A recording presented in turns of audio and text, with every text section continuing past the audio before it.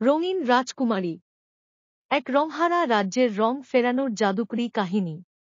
অনেক অনেক দিন আগে ছিল এক আশ্চর্য রাজ্য, চিত্রপুর।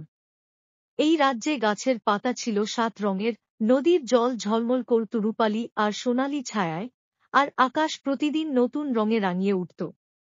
মানুষ, পশুপাখি, এমনকি বাতাসেও ছিল রঙের মিষ্টি ঘ্রাণ। এই রাজ্যের রাজকন্যা ছিলেন রাজকুমারী রাঙ্গা। তার চুলে খেলা করত বেগুনি আর নীলের ঢেউ, তার চোখে ছিল ইন্দ্রধনুর ঝিলিক।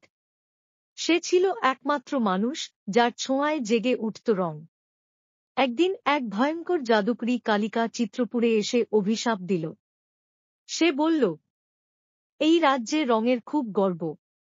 এখন থেকে রং থাকবে শুধু আমার রাজ্যে। তোমাদের রাজ্য হবে সাদাকালো, অনুভূতিহীন। এক মুহূর্তে রাজ্য অন্ধকার হয়ে গেল। ফুল, গাছ, আকাশ, জল, সবকিছু নিস্তরঙ্গ, রংহীন। মানুষ হাসত না, কাঁদত না, কেবল যন্ত্রের মতো চলত। শুধু রাঙ্গার হৃদয়েই থেকে গেল রং। তার ভেতরের শক্তি এতটাই বিশুদ্ধ ছিল যে কালিকার অভিশাপ তাকে ছুঁতে পারেনি। রাজকন্যা রাঙ্গা ঠিক করল, সে নিজের শক্তি দিয়ে আবার ফিরিয়ে আনবে রাজ্যের প্রাণ। সে এক এক করে বের হতে লাগল রাজ্যের বিভিন্ন কোণে। নদীর তীরে গিয়ে গাইল রঙের গান, জল ফিরে পেল তার নীল রূপ। ফুলের বাগানে ছুঁয়ে দিল এক একটি কলি, ফুলেরা ফুটল, রং ফিরে এল। শিশুদের আঁকতে দিল তার নিজের হাতে তৈরি রং, তাদের হাসিতে ছড়িয়ে পড়ল আলো। কিন্তু প্রতিবার সে রং ছড়ালে তার শরীরের রং একটু একটু করে ফিকে হয়ে যেত।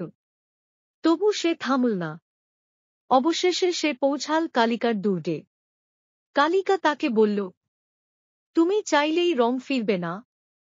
রং আসে হৃদয় থেকে, তোমার একার হৃদয়ে যা আছে তা দিয়ে পুরো রাজ্য রাঙানো অসম্ভব।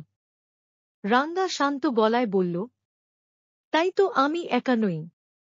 আমার সঙ্গে আছে সবার স্বপ্ন, ভালোবাসা আর বিশ্বাস। আমরা সবাই মিলে রং আনতে পারি। এই বলে সে নিজের হৃদয়ের মধ্যকার শেষ রংটুকু, একটি ছোট্ট গোলাপি আলো, কালিকার অভিশপ্ত হৃদয়ের দিকে ছুঁড়ে দিল। কালিকার হৃদয় গলে গেল। সে কাঁদল। আর তার চোখের জল রঙিন হয়ে ঝরল পৃথিবীতে। চিত্রপুর আবার রঙিন হল, এবার আগের চেয়েও বেশি। মানুষের চোখে রঙের সঙ্গে যোগ হল আবেগ, ভালোবাসা, সহানুভূতি। আর রাজকুমারী রাঙ্গা, সে নিজে সাদাকালো হয়ে গিয়েছিল। কিন্তু তার চারপাশে ছিল কোটি কোটি রঙিন হৃদয়, যারা প্রতিদিন নতুন রং সৃষ্টি করত তার জন্য। তার নাম রয়ে গেল চিরকাল, রঙিন রাজকুমারী।